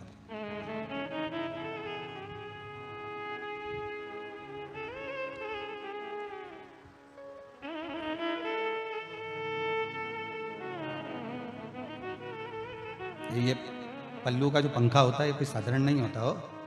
माँ का जो ये आंचल, ये पल्लू, ये चीर, कोई साधारण हुआ है क्या? कोई साधारण चीर था जो गोपियों ने कितना भाव व्यक्त किया, जरा देखिए तो सही। जब पूतना ने भगवान कृष्ण को, जब भगवान कृष्ण को दूध पिलाने के लिए आई, विष पिलाने के लिए आई, और पूतना के प्राणों को भगवान ने हर लिया, तो कोई पूतना के प्राणों को भगवान ने वहां गोकुल में तो नहीं आ रहा, तो भगवान को मालूम था ये पूतना कितनी विकराल है। अगर इसने अपना असली रूप रख लिया और यहां मर गई तो यहां का तो सारा मकान उनके तोड़ देगी ये भाई। जब ये नीचे गिरेगी और ये भाई नीचे गिरी तो ये कजन कितने के निपटा देगी। तो भागवत जी में सुना है कि नहीं सुना आप लोगों ने? तो पूतना को फिर भगवान स्तनपान करे, पूतना असली स्वरूप धारण करी, राक्षसी देह धारण कर भागी, आकाश मार्ग की ओर भागी। भगवान क्यों भगा कर ले जा रहे? भगवान को मालूम है ये गोकुल में गिर गई तो पूरा गोकुल के निपटा देगी दादा, वृंदावन गोकुल बरसाना सब साफ कर देगी। भगवान इसको जंगल में देगा, वन में। और जब पूतना के प्राणों को हरा, पूतना धराशायियों के नीचे गिरी। इतनी विकराल थी पूतना, आगरा में गला गिरा था, हाथरस में हाथ गिरा था, अलीगढ़ में छाती गिरी थी पूतना की, इतनी विकराल थी पूतना। वो तो अच्छा हुआ एक आध बार नेन कटर से नेन काट के आनी फेंका, नहीं तो ये मालूम पड़े सबके साफ कर जाती हैं। अच्छा पार्लर मार्लर नहीं जाती थी, नेन कटर काट कट एक नेन कटा हुआ के इंदौर में फेंक देती नहीं, या सीहोर में फेंक देती, दिखता ही नहीं बाबा, दिखे ही नहीं कान। वो तो अच्छा हुआ कहीं घूमने भी नहीं जाती थी सज धज के, नहीं तो पांव धर देती तो ही निपटा जाता। इतनी विकराल आड़ी पड़ी थी। यशोदा मैया बोलती है मेरे बेटे को बचाओ, छुड़ाओ। स्तनों के मध्य मेरा ठाकुर, मेरा कृष्ण थे, स्तनों के मध्य मेरे भगवान। और यशोदा जी करे मेरे बेटे को बचाओ। पूरे ब्रजमंडल की निसेनियों को, सीढ़ियों को बांध बांध कर लगा दिया, तो पूतना के शरीर पे नहीं चढ़ पाए थे। आड़ी पड़ी थी तो इतनी बड़ी थी, खड़ी हो गई होगी तो कहां गई होगी, सोचिए। यशोदा जी रो पड़ी, मेरा बेटा कैसे नीचे आएगा। यशोदा जी ने अपना चीर उतार कर दे दिया, गोपियों ने अपना चीर दिया, बांध कर एक ग्वाले के हाथ में देकर जो फेंका, पूतना के कान के बाले में उलझ गया। तब एक ब्रजवासी ऊपर चढ़ा, चढ़कर कन्हैया को लेकर नीचे आया। श्रीमद् भागवत कहती है ज्ञान और वैराग्य की कितनी भी सीढ़ियां लगा लो, निसेनियां लगा लो, मेरा ठाकुर नहीं मिल सकता। अगर मेरे कृष्ण को पाना है तो भक्ति का चीर बांधना पड़ेगा, तो भगवान मिल जाएगा। वही ब्रजवासियों ने भक्ति के चीर को जब बांधा तो कृष्ण गोदी में थे, यशोदा मैया के लिए और उस ब्रजवासी में। अब हम तो ज्ञान की निशानी लगा रहे हैं। पोथी पढ़ पढ़ जग मुहा, पंडित भयो ना कोई। हम ज्ञान की निशानी लगा रहे हैं, हम ज्ञान की निशानी लगाकर सोच रहे हैं ऐसा होगा, ऐसा करेंगे, ऐसा विचार करेंगे। अरे ज्ञान की निशानी कितनी भी लगा, भगवान नहीं मिलेगा। हाँ, भगवान को पाना है, भक्ति निर्मल मन सो मोहि पावा, मोहि छल छिद्र कपट ना भर। मन तो साफ करो जी, घर में तो रोज पोछा लगाओ, ने झाड़ू लगाओ, सब कुछ लगाओ, पर ये हृदय की झाड़ू पोछा भी तो होना चाहिए। बस इसका तो एक ही टाइम है, जैसे कामवाली का टाइम रहनी, सुबह 9 बजे आए, सब साफ कर जाए, उसी तरह मन में पोछा लगाने के लिए सियोर वाला महाराज भी 2 बजे आए, सब दूसरे दिन तक एकदम क्लीन। अब बेटा कुछ भी कह रही, बहू कुछ भी कह रही है, तो अलमस्त बैठी, तो बहू भी कहना जाने इनको क्या हो जाता है। सियोर वाला महाराज शिव पुराण बाचे और इनकी सुध चली, कहीं नहीं पोछा लग गया, साफ कुछ नहीं दिखा। मुट्ठी बांधे आया जग में हाथ पसार, क्या लेकर आया, क्या लेकर नहीं, लेकर तो जाएंगे रे, ऐसा हो ही नहीं सकता। भले फ्रिज नहीं ले जाए, न गाड़ी घोड़ा नहीं ले जाए, पर ये तो पक्का है जो हमने दान करा, जो हमने पुण्य करा, जो हमने सत्कर्म करा, घर में बैठकर जो शंकर का शिवलिंग बनाकर आराधना कर रहे हो, मंत्र जाप कर रहे हो, नाम जाप कर रहे हो, स्मरण कर रहे हो, भजन कर रहे हो, कीर्तन कर रहे हो, ये कौन लेकर जाएगा? पड़ोसी। फिर कोई भेरू अपना अपन लेकर जाएंगे, खुद खाएंगे, खुद का पेट भराएगा, दूसरा खाएगा उसका। इसलिए निवेदन, खाना ना छोड़ा, पीना ना छोड़ा, हरि भजन काहे छोड़ दिया। क्यों छोड़े हम नहीं छोड़े, हम तो जपेंगे।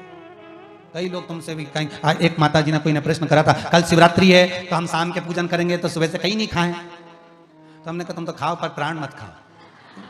मना क्यों करे, तुम्हारी मर्जी पड़े तो तुम व्रत करो, नहीं मर्जी पड़े मत करो, पर ऐसा व्रत मत करना कि मालूम पड़े बीपी ऊंचा नीचा हो जाए, शुगर ऊंची नीची हो जाए, तुम हॉस्पिटल में पड़ी रहो, शाम को 7 बजे बहू शंकर जी की पूजन कर रही हो, तुम हॉस्पिटल में से कह रही काली मिर्ची मेरी भी चढ़ा दे, तो ऐसी नहीं चाहिए। तो तुम भी चढ़ाओ अपनी हो, परंतु ऐसी नहीं चाहिए। मालूम पड़े तुम्हारे चित्रवृत्ति वहां लगा और हम कह दे कि व्रत करो और तुमसे बने नहीं। और मालूम पड़े एकादशी का व्रत करा एक दिन पहले, दूसरे दिन हमारी प्रदोष आ गई, तीसरे दिन ये महाराज बताता था शिवरात्रि करा दी, अब मैं कहीं ऊपर जाऊं कि नीचे आऊं। तो ऐसा नहीं चाहिए। तुम तो अपने करो सो करो, पर शंकर जी की आराधना करो। तुम तो शिव जी का शिवलिंग बनाओ ना, पूजन करो, कहीं नहीं जाए। तुम तो खूब बकरी जैसे चलो ने एकादशी करो, कोई मना नहीं। तुम तो बढ़िया चिप्स ने, साबुदाना ने, बर्गर ने, मगर सब फ्रिज पे, कूलर पे, वॉशिंग मशीन पे सब दूर धर दो अच्छी जोरदार, जहां से निकलो वहीं चिप्स चरो, पर तुम एकादशी करो। उसमें कहा तुम तो सब खा पर भगवान का भजन। फिर वो पहले वाली कथा याद आ गई, प्याज खाऊंगा पाप लगेगा, लहसुन खाऊंगा पाप लगेगा, दूसरे की रिश्वत खा गया, पैसा खा गया, धन खा गया, पाप नहीं लगा? प्याज में लगा, लहसुन में लगा,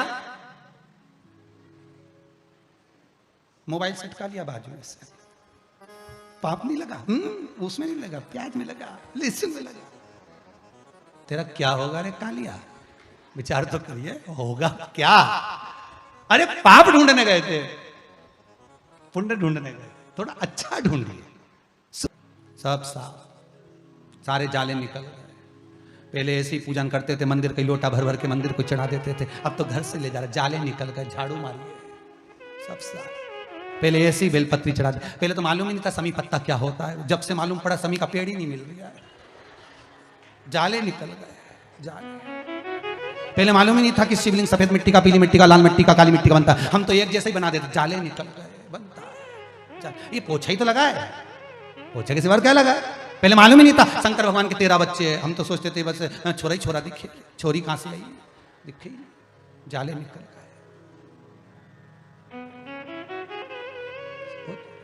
सफाई तो करना पड़ेगी, देखो बहुत जरूरी है। जाला पड़ी जाए नहीं तो अच्छा नहीं लगे हो, घर का भी अच्छा नहीं दिखेगा, जाला पड़ी थी तो घर का अच्छा नहीं लगे, तो यहाँ हृदय में जाला पड़ी तो हृदय का अच्छा लगे। भगवान भी तो उसी घर में कमरे में मेहमान को रखना जो कमरा साफ हो। ऐसा अटाला का कमरा में मेहमान के दर्द में बापड़ा की नींद ही नहीं आए, आधी रात के मतलब बेल बजा के कहाँ पटक दिया रे, अच्छा कमरा तो देते पर नींद नहीं आए, क्योंकि जाला पड़ा, कचरा इतना पड़ा। उसी तरह इस मन में कचरा पड़ा रहेगा, जाला पड़ा रहेगा, और तुम सोचो भगवान मेरे हृदय में आए, भगवान मेरे दिल में आए, भगवान मेरे मन में, भगवान सोचे ये कचरा कम घर में कौन जाए, इनमें काम, लोभ, वासना, आसक्ति, तृष्णा सब भरी, ने झूठ, ने प्रपंच, ने छल, ने बेईमानी सब भरा पड़ा। भगवान जी जैसे जाए एक आध बार शिव पुराण में बैठी जाने, कचरा सब साफ करें, मैं आके बैठ जाऊँ तेरे हृदय में। और जिस दिन से शंकर जी हृदय में आके बैठा नहीं, बस उस दिन से समझ में आ गया कचरा सब साफ है, शंकर जी भीतर निकलने कोई तैयार नहीं। 2 बजे जैसी कथा चालू, अभी 1-2 दिन नहीं आई नहीं तो लोगों की बेचैनी बढ़ गई, कचरा ही इकट्ठा हो रहा था। इन्हें सोचा ना जाने पोछे वाला कब आएगा,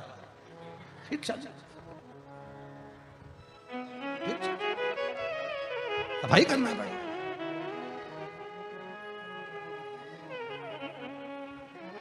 अब नर्मदा जी ने तब साधना, गंगा जी ने पंखा जला, प्रसन्न थी मां नर्मदा। अब भाव गंगा का प्रसन्न था क्योंकि सेवा में लगी हुई थी, सेवा नहीं छूटना चाहिए, सेवा में तल्लीन रहो। तब शिव प्रसन्न होकर सामने आ गए, मां नर्मदा तुम्हें क्या चाहिए? नर्मदा जी कहती हैं बस कृपा करो तो इतनी कर दो, मुझे गंगा के बराबर करो। शिव जी कहते हैं नर्मदा, ब्रह्मा जी ने कहा था ना कि गंगा एक ही है, नर्मदा भी एक ही रहेगी, तेरी बराबरी ना गंगा कर पाएगी और ना तू गंगा की बराबरी कर पाएगी।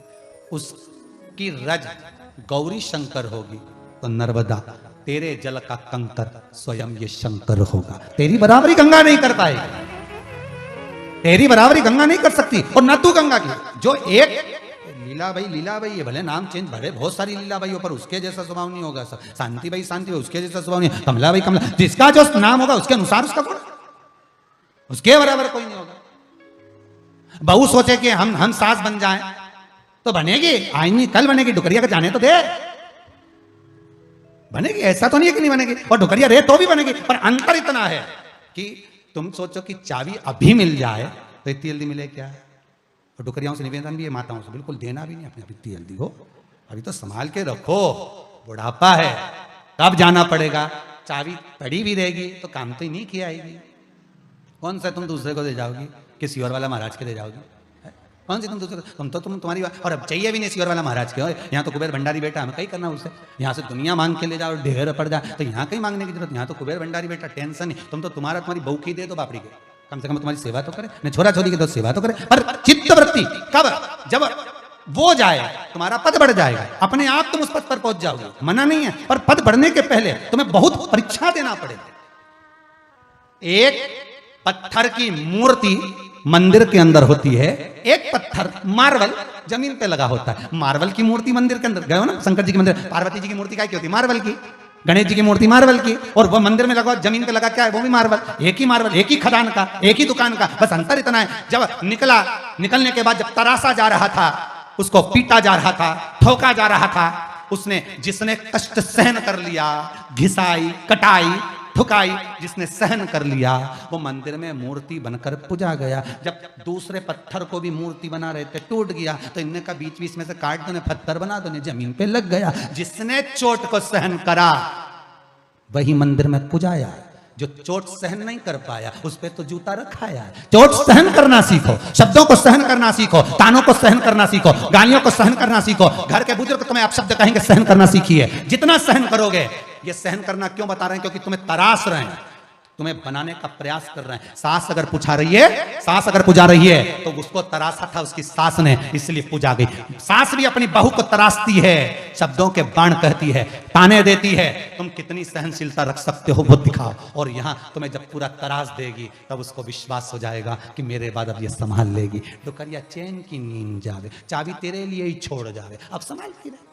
तराश दिया उसने, अब तो माला चढ़ेगी, फूल चढ़ेगा, सब आएगा, तो धन दौलत संपदा सब आएगी। तरासेगी वो शब्दों के बाण कहकर, अपशब्द कहकर, ताने देकर। कई बहुएं कहती हैं, गुरुजी हमारी सास बहुत आड़ा टेढ़ा कहती, बहुत बोल दो उसको कि एक बार मत बोले। थी एक सास बहू, बहुत झगड़ा करती थी। एक दिन सास एक पंडित जी के पास गई, गुरुजी मैं तो बड़ी तंग आ गई, मेरी बहू से कई करूं, मैं तो मर जाऊं। हमने कहा काय को मरे बहन, मरने की जरूरत क्या, मेरी बहू बहुत गाली दे। हमने कहा तू नहीं दे, तो हमने कहा तू कुछ भी नहीं बोले, कुछ भी नहीं, बिल्कुल मैं तो चुप रहूं। तो मैंने कहा चुप रहे तो एक काम कर, तेरी बहू को 10 दिन में सही कर दूं। ले, इतनी बड़ी एक अंदर से सुपारी मंगवाई, मंगरोल सुपारी इतनी बड़ी, कह दी ये 10 दिन तक तेरे मुंडे में रखना, बस खाने के टाइम निकालना, इसके समय मत निकालना, रखी रहे। रात के सोता समय वो भी धरी ले तो बस खाने के टाइम निकाल दे। इतनी बड़ी सुपारी दे दी, पूजन वूजन करी, सो पुजारी सुपारी दे दी, वो वाने सुपारी। 10 दिन मत बोलना, बस बहू तो तेरे पाँव पड़ेगी, धोख लगाएगी, तेरे को प्रणाम करेगी, रोटी गरम गरम देगी। 4 दिन 5 दिन में अच्छी हो जाएगी, बस मुंडा से निकालना मत, सुपारी नहीं निकालू। वो उन्हें मुंडा में सुपारी रख ली, जो गई कुबेरेश्वर महादेव से, मुंडा में सुपारी धर के बड़ी सारी। अब बहू के लगा कहीं गठान मठान तो नहीं होगी डोकरी, अभी तो यहाँ भरी सुपारी पहुंच गई। अब ये तो जाए हो चुपचाप बस। अब बहू ने कोई सब्जी मब्जी ज्यादा बना दी होगी, वो फेंकने चली गई, ज्यादा बन गया खाना, तो इसको गुस्सा तो खूब आया, पर मुंडा में तो सुपारी उसी को कतर रही, सुपारी भी बड़ी सारी पेटी कतर रही अंदर से, गुस्सा तो खूब आया। एक दिन निकल गया, दूसरा दिन, अब बेटी बहू ने पूछा क्या बनाऊं, तो उसने मन से बनाया आज इडली सांभर। अब डोकरी तो खाती नहीं थी, इडली सांभर इसे पसंद है, और उन्हें तो समझ आ गई जोरदार, और सब बना के मम्मी के कमरे में लाके, इडली सांभर बनाया मम्मी, रखा तुम्हारा खा लो। अब सास ने बोला था खाए, जब ही मुंडा से निकाली, चल गई भूखे मारे से, खाना करे खाई, फिर मुंडा में सुपारी रख ली। 3 दिन 2 दिन तक बहू ने अपशब्द भी कहे, ताने भी दिए, बोली भी खूब बोली, पति को भी बोली, जो बोलना था बोला तो अभी बोली तो कुछ नहीं, क्योंकि इसको गुस्सा है तो सुपारी कतर ले बस। 4 दिन निकल गए, बहू को लगा कि मेरी सास को बुरा लग गया कि मैं सवेरे लेट उठती हूँ 8:30 बजे तक, तो आज बेचारी सवेरे उठ गई 6:30 बजे, झाड़ू माड़ू लगा लोगों के, मम्मी के कमरे में जाकर देखा तो मम्मी तो सो रही थी, लेटी थी। उठ के उसने, क्योंकि सास को मालूम है उठेगी 8:30 बजे तक, मैं 6:30 मैं क्यों जल्दी उठूँ, 7 बजे उठूँ, तो वो उठा के पोछा मुछा झाड़ू लगा लोगों के, और आज तो सवेरे ठाकुर जी की सेवा पूजन करके डोकरी के घर में कमरा में चाय ले गई। डुकरिया के मालूम पड़ा सियोर वाला महाराज ने जरूर कुछ करा। अब इनके कहीं मालूम कि सुपारी मुंडा में, चुप क्या बोले, रखिए। सास को लगा काम कर गई सुपारी, बहू सुधर गई, चाय लिया इतना साल में नहीं लिया, झाड़ू भी लग ली, भुनसारा सुट गई सुबह से। दोनों के खुश, अब वो भी खुश ये भी खुश, दोनों खुश। निकलते निकलते 8 दिन निकल गए। अब तो बहुत तेल लगा दे, सास के लाव में लगा दो, मुंडा में सुपारी। अब तो मन में आ रहा है कि सुपारी निकाल के फेंक दूं, पर 10 दिन की है, दवाई तो पूरी रखना पड़ेगा। 10 दिन खूब प्रेम से। अब बहू ने कहा मम्मी मैं गाड़ी चलाना सीख गई, चलो पीछे बैठो, मैं तुमको बाजार घुमा ला। हड़ताली का जा रही तो साड़ी माड़ी दिलेगी, साड़ी माड़ी दिलेगी, लोग भुड़ भुड़ा के और लाई सब आ गई। अब बस गाड़ी चढ़ाते चढ़ाते पल्लू भी उड़ जाए तो तुरंत सास उसका सिर पर पल्लू भी डालते, बहू को बड़ी खुशी हो, हमारी टुकड़ी यार कितना मेरा ध्यान रखे। और साड़ी दिलाई इसने, पैसा दिया डोकरी ने, फिर भी खुश, कोई दिक्कत, बढ़िया प्रसन्न हो रही ना। तो बहू सुधर गई तो प्रसन्नता कितनी आए। 10 दिन निकला, सीधे महाराज जी के पास पहुंची, सुपारी दी। गुरु जी बड़ी कृपा हुई, हमारी बहू तो 5वें दिन ही सुधर गई थी। महाराज जी बोले बहू नहीं सुधरी, तू सुधर गई। मुंडा से बोलना कम कर देनी तो आधी लड़ाई तो खत्म। पर खाया बिना रह जाऊं, ये देखो मैं तो बोला ही नहीं, तुम पहले बोल दिया, बोला बिना नहीं। ये बात तो यही अड़ी रही थी, दिक्कत तो यही अड़ी है कि महाराज ही नहीं बोल पा रहे, तुम पहले खाया बिना रह जाऊं पर बोला बिना नहीं बोला। बोलने में तो लड़ाई, बोले ही नहीं। क्या किसको रोइए, चादर तान के सोइए, आग लगे बस्ती में अपन रहो मस्त, चकाचक रहिए। किसके लिए रहोगे, किसके लिए कहोगे, मस्त। मैं तुझे गंगा नहीं बनाऊंगा, मैं तुझे नर्मदा ही रहने दूंगा। मैं गंगा को नर्मदा नहीं बनाऊंगा, मैं उसको गंगा ही रहने दूंगा। पर वचन देता हूं नर्मदा, तेरा कंकर शंकर होगा, तेरे कंकर में शंकर समाहित होगा। गंगा का स्नान, यमुना का पान, नर्मदा का दर्शन पुण्य प्रदान कर देगा। ये वचन देता हूं तेरे को। नर्मदा उतरने में खुश, नर्मदा उतरने में खुश, प्रसन्न हो गई और आनंदित होकर चल दी। नर्मदा आनंदित होकर चल। ब्रह्मा जी ने पूछा नर्मदा कहां जा रही हो? नर्मदा जी कहती हैं आज मुझे वर मिल गया। ब्रह्मदेव जवाब नहीं दे पाए, वो भगवान शिव ने दे दिया। अच्छा वर वही की वही था जो ब्रह्मा दे रहे थे, बस शंकर जी ने समझा, भोला समझा कर दिया, वासुकी नाग समझा कर दिया। वासुकी नाग को अगर आज भोलापन कितना था वासुकी नाग का कि माता ने, कद्रू देवी ने, माता ने अगर आज श्राप दे दिया तो चिंता में वासुकी नाग पड़ गए कि इनको बचाया कैसे जाए, इनको बचाने का तरीका क्या, इनको कैसे बचा सकते, किस तरह से बचा सकते। चित्तवृत्ति में कारण क्या हो सकता, कैसे बचाया जाए, क्या करा जाए। वासुकी नाग ने अपनी बहन से कहा,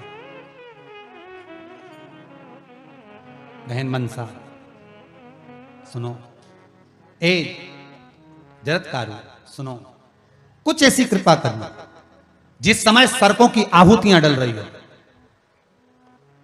जिस समय पर सर्पों की आहुतियां डाली जा रही हो, जन्मेजय सर्प यज्ञ कर रहे हो, तब कोई ऐसा हो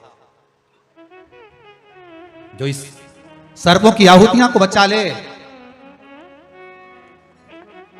मैं माता को नहीं समझा सकता, पर कोई ऐसा हो जो सर्प आहुतियां बचा। ठीक है, आस्तिक मुनि को भेजा। कौन आए थे? आस्तिक। और उन्होंने कह दिया ये यज्ञ बंद कर दो, तुम्हारे पिता वैकुंठ में है ना, तो यज्ञ करने की जरूरत क्या है? फिर यज्ञ क्यों कर रहे हो?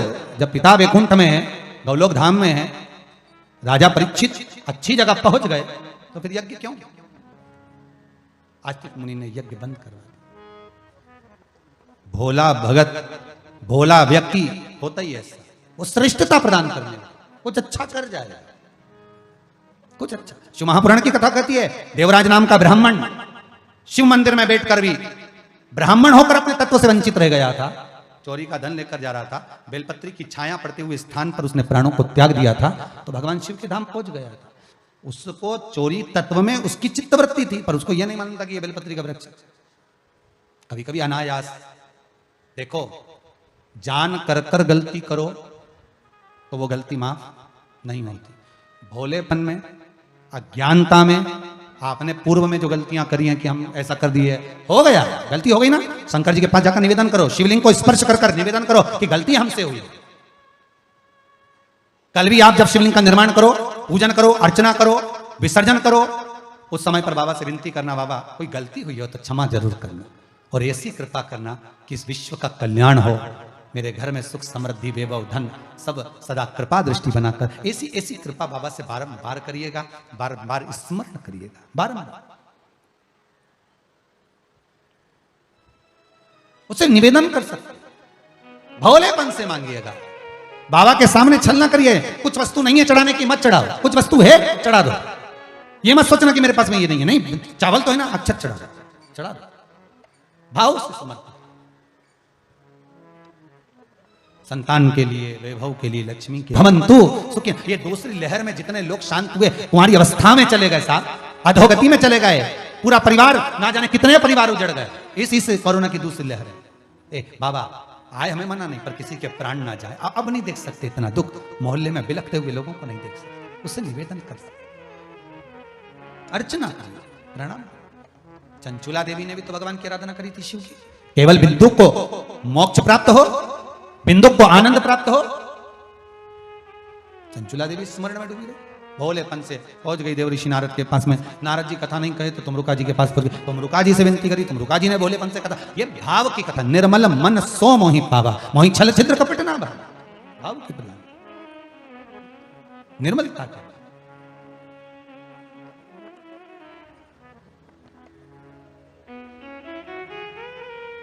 भाव से। और शिव निर्मल मन वालों के लिए, भाव वालों के लिए भगवान शंकर प्रकट हो जाते हैं, शिव प्रकट हो जाते हैं।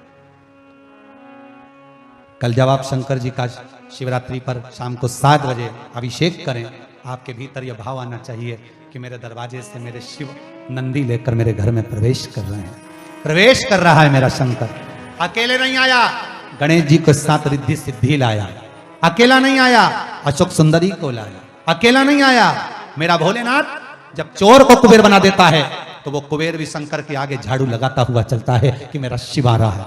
शिव के पहले कुबेर पहुंच जाएगा, लक्ष्मी पहुंच जाएगी, संपदा पहुंच जाएगी, सत्ता पहुंच जाएगी, तब शिव प्रवेश करेगा। कोई अकेले ऐसे, आपको पहले भी कहा था, शंकर का जब कोई भक्त प्राण छोड़कर भी जाता है तो पहले कथा में कहा बैकुंठ में दुमदुमियां बजती हैं, इंद्र ऐरावत से अमृत छिड़कवाता है, इंद्र ब्रह्मा ब्रह्म वेद वाणी पढ़ते हैं, गायत्री अपने मंत्रों का स्मरण करने लगती है, सरस्वती गायन करने लगती है, अप्सरा नृत्य करने लगती है, और मेरा भगवान भोलेनाथ नंदी लेकर सामने खड़ा हो जाता है। जब जाने वाले जीव के लिए इतना होता है तो अपन भी तो अपना शंभु आ रहा है, अकेले नहीं, 33 कोटि देवताओं को लेकर प्रवेश कर रहा है, देवताओं को लेकर प्रवेश कर रहा है। आनंद हो, त्रिकालदर्शी कैलाशी शिव आए आपके हृदय में, चित्त में, वृत्ति में विराजमान हो।